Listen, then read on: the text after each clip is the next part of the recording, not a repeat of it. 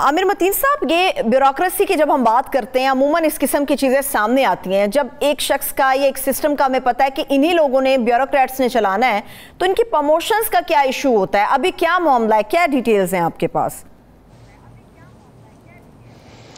इनके लिए प्रमोशन जो है ना, ज़िंदगी मौत का फ़ैसला होता है। ज़ाहिर है उनका सारा 30-35 साल की एक करियर होता है, तो उसका दारोमदार ये है, अगर प्रमोट नहीं होते तो सारा करियर तबाह हो जाता है।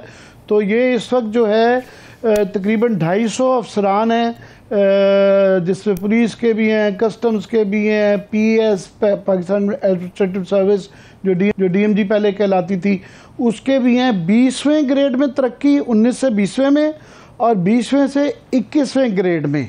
21 के बाद 2 साल बाद आप 22वें में जा सकते हैं, जो कि मेराज समझी जाती है ब्यूरोक्रेसी के अंदर के, that is the highest grade that you can get in bureaucracy.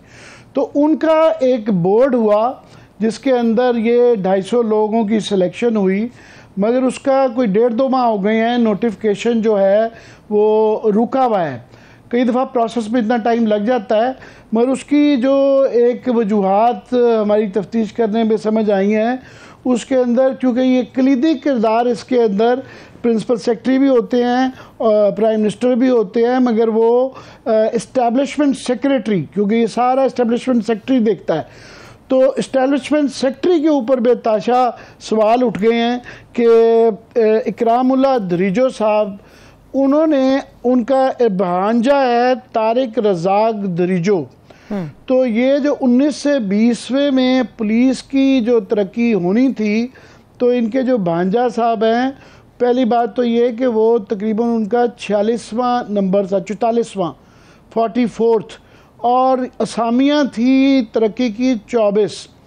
तो उनको बीच में एडजस्ट करने के लिए वो तकरीबन 20-25 लोगों को बीच में से उनका ख्याल है कि उनके साथ ज़्यादती की गई है और जानबूझ के कईयों को डिफ़र कर दिया गया है, कईयों को फेल कर दिया गया है, यानी सुपरसीड कर दिया गया है।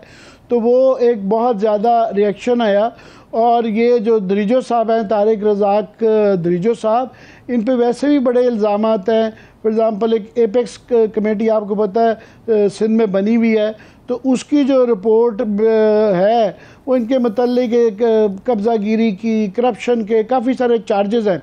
उसके बावजूद इनको आउट ऑफ द वे जाके होना से एक पूरा क्वेश्चनेबल हो गया है सारा। उसमें बड़े बड़े अच्छे लोग हैं, ज़ाहिर है बड़ी लाइक और बड़ी मेहनती लोग हैं, तो उनकी तरक्कियां भी थोड़ी सी क्वेश्चनेबल हो जाती हैं, और वो परेशान भी, ब्यूरोक्रेसी बहुत ज़्यादा है। उसके बाद 20-25 लोग और आ गए हैं कंप्लेंट्स के साथ कि जनाब ये हमारे साथ भी ज़्यादती हुई है, तो वो भी रुका हुआ है।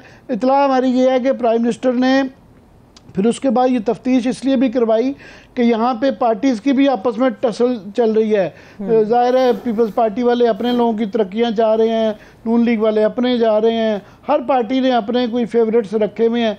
तो काफ़ी ऐसे लोग हैं जो कि कुछ लोग लाइक भी हैं, कुछ लोग चहेते भी हैं, तो वो नहीं हुए जो प्रोमिनेंटली, फॉर एग्ज़ाम्पल नून की लीग के जो कुछ चहेते हैं और कुछ जो मैं समझता हूँ मेरिट पे भी हैं, उनमें फॉर एग्ज़ाम्पल जो है इस्लामाबाद के मारूफ जो डीआईजी ऑपरेशंस हैं सुहेल ज़फ़र चट्टा साहब, ये जो 25 मई के हीरो थे जिन्होंने वो सारा चीज़ को सुपरवाइज़ किया था, उस मार धाड़ को, उनकी तरक्की नहीं हो सकी।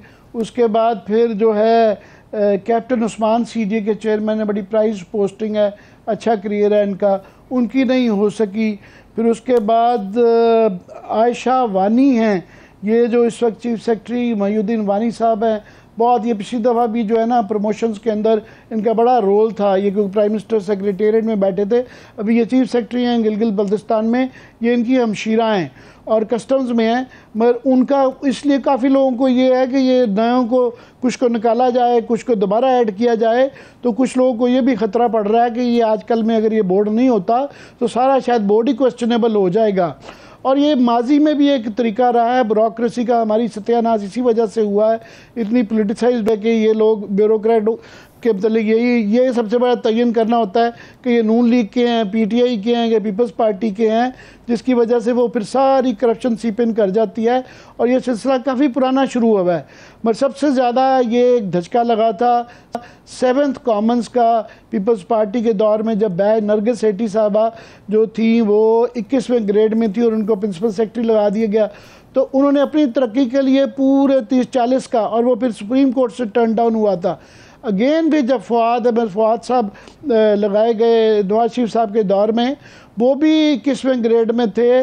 और principal secretary to the prime minister जो होता है, ये मेराज होती है, ये मोस्ट पावरफुल ब्यूरोक्रेटिक पोजीशन होती है, और इसमें सबसे ज़बरदस्त आदमी को लगाया जाता है जिसका कि सूबों का भी एक्सपीरियंस होता है, इस्लामाबाद की मिनिस्ट्रीज़ का। और मैं समझता हूँ कि वो उन्होंने भी अपने पूरे 15th कॉमन बैच को इस तरह प्रमोट किया। तो अभी भी यहाँ पे वही सिलसिला नज़र आता है जो कि बड़ा अफसोसनाक है, जिसकी वजह से ब्यूरोक्रेसी के अंदर बड़ा तजब्जुब है।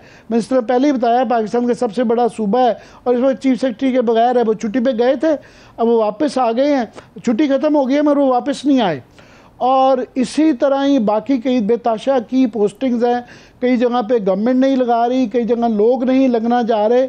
तो जब ब्यूरोक्रेसी काम नहीं करती तो ओवरऑल गवर्नेंस जो है वो धड़ाम से नीचे आ जाती है। सही, ठीक है। लेकिन आपको लगता है कि ये जो खिंचाव है सियासी तौर पे, ये उस वक्त ख़त्म हो जाएगा जब ये एक अहम तैनाती हो जाएगी, या बाद में भी ये सिलसिला जारी रहेगा?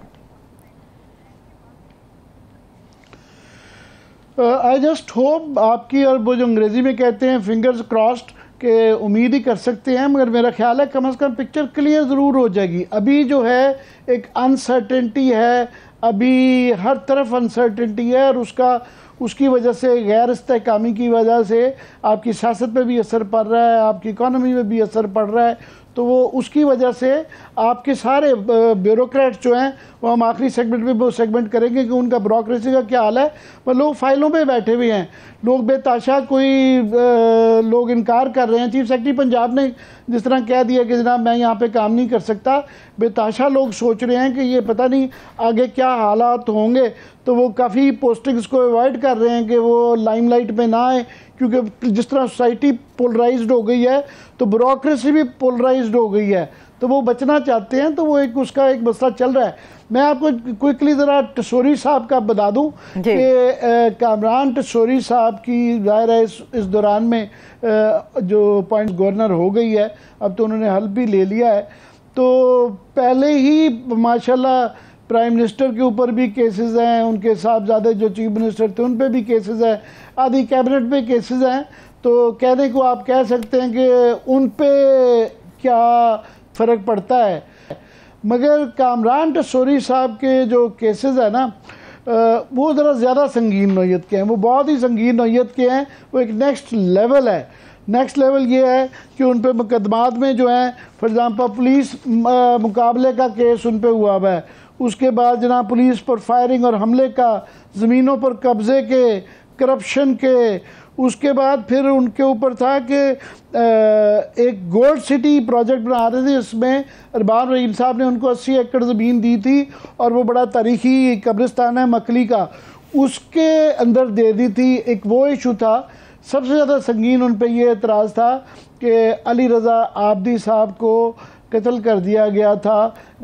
MQM के बड़े ही होनहार और ज़बरदस्त किस्म के आर्टिकुलेट MNA थे। तो उनके ख़ानदान का मुझे इत्तफ़ाक़ हुआ उनके वालिद साहब से एक दफ़ा कराची में मिलने का। उनका जी हमें शक है कि उसके अंदर कामरान साहब भी जो है ना मुलव्विस थे।